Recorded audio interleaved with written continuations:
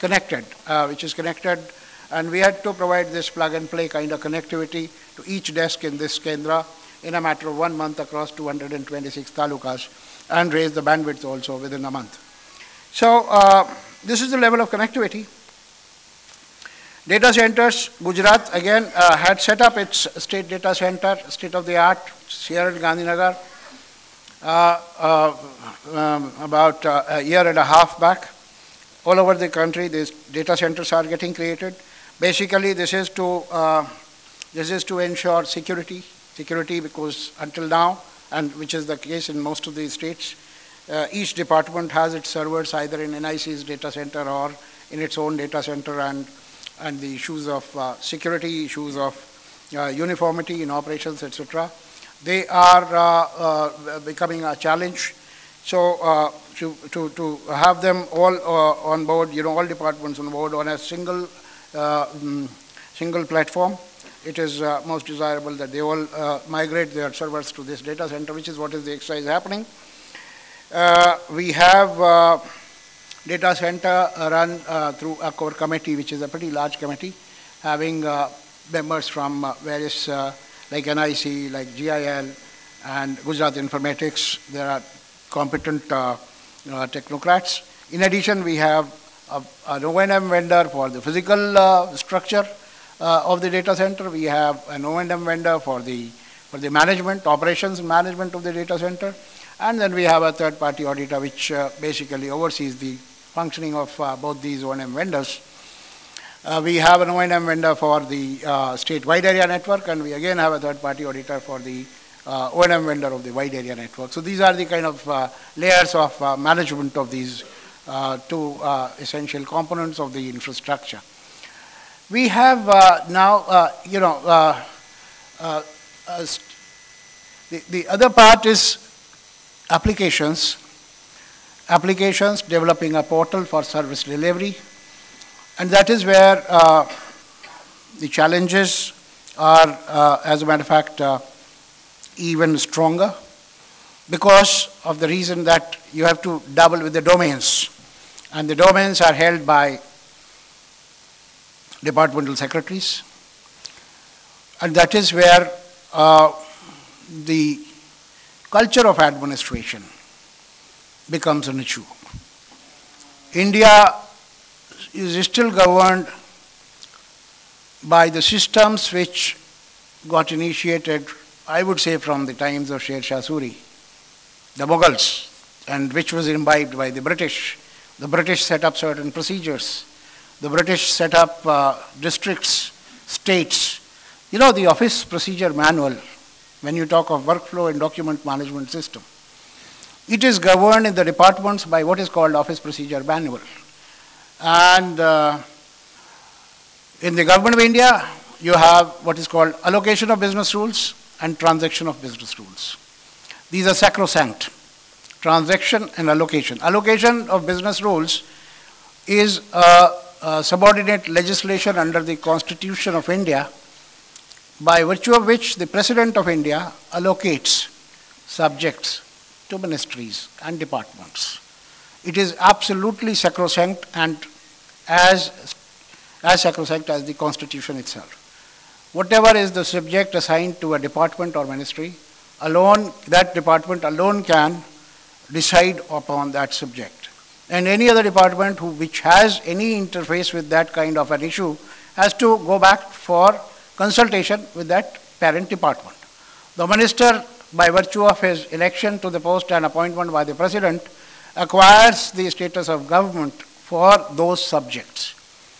And transaction of business rules basically says what should be the essential consultation carried out for arriving at a certain decision. That consultation is also sacrosanct. So for instance, if there is an issue pertaining to law, consultation with the law department is a must. Most issues get determined only by way of consultation with the finance department. Finance department's consultation is a must. Then there are many other nodal departments like personnel. Personnel department, whenever there are issues of human resources lying in any department of the Government of India or state government, you have to go to the GAD personnel. So you have to go to the personnel department. So these are called transaction of business rules. Now so what is the definition of government? Many people outside the government would wonder, what is the government? There is no individual which is the government. There is no individual office which is the government. Government is the consultative process under allocation, transaction of business rules, which leads to a result, to a decision taken by a department which has got that subject allocated to it. So for each decision, government is defined in a different manner.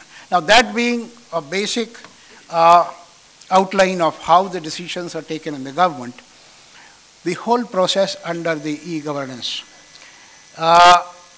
it becomes very complicated. It becomes very complicated to put the decisions in the scheme. So the National E-Governance Program basically looks at a portal. Essentially it's B2C, which is the concern of e-governance program. The B2B or G2G, in fact, is something which the states are handling themselves. We have, for instance, an integrated workflow and document management system, IWDMS, across the state, and all files are moving on that since almost 2001 or 2002. We have a whole lot of applications which are now in the shape of ERPs, which take care of all aspects of a department, including human resources, including finance, including its mainstay services to the people. But what is the concern of any GP is the B2C, the services which are to be delivered to the citizen. So for those are to be delivered through a portal.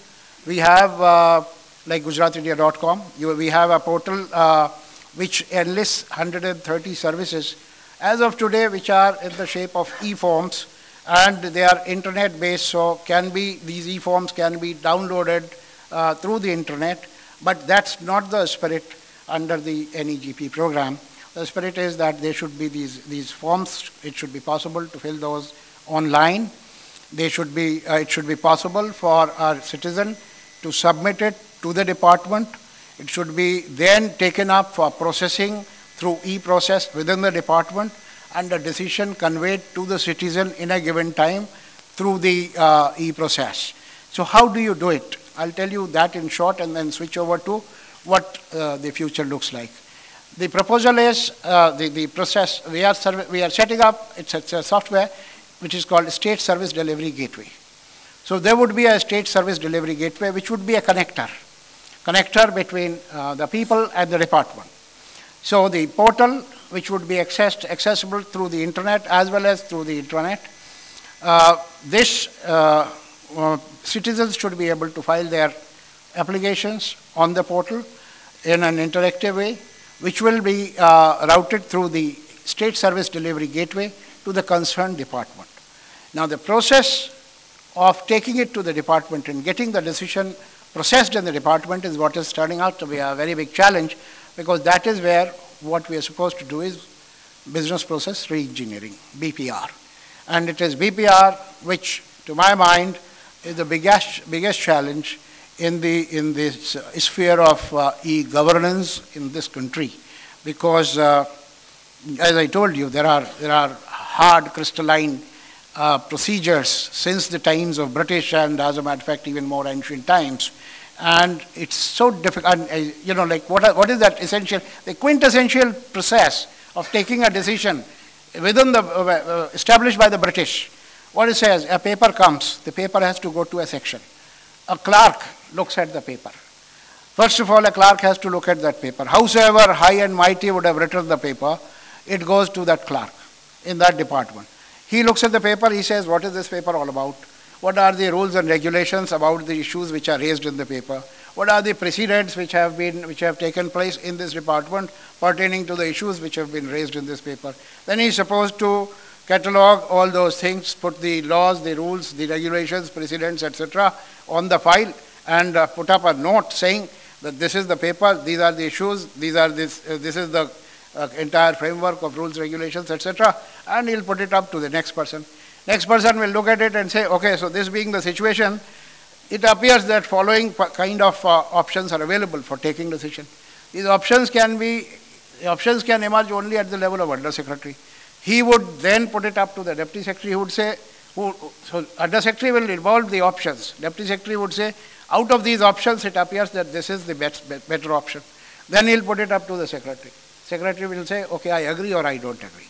So this is the process. Now, in that process, it is not possible to do one-day governance or e-governance, and therefore you require a major business process re-engineering.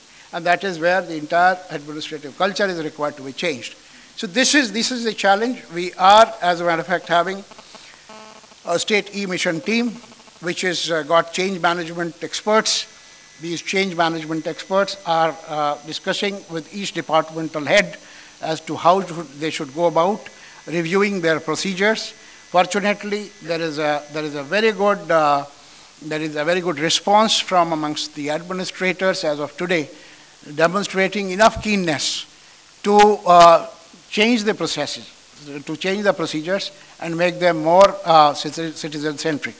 But in the meanwhile, I'll leave this issue here and tell you about the game changer. The game changer is social media, which is a result of Web 2.0. The social media is already there. Social media is something which cannot be wished away. I hope everybody is on board when I'm talking about social media. You have Web 2.0, we are talking about Gov 2.0. Gov 2.0 would mean that people across the board, once they have access to the net, today what is the access to the net? We say 920 million mobiles, but we have 20 million internet connections. Out of 20 million internet, and these are the internet connections which are other than the ones which are available through the mobiles. Because mobiles, I take it that the number of smart mobiles is much lesser. Number of live mobiles is lesser. So out of the 92 crore mobiles that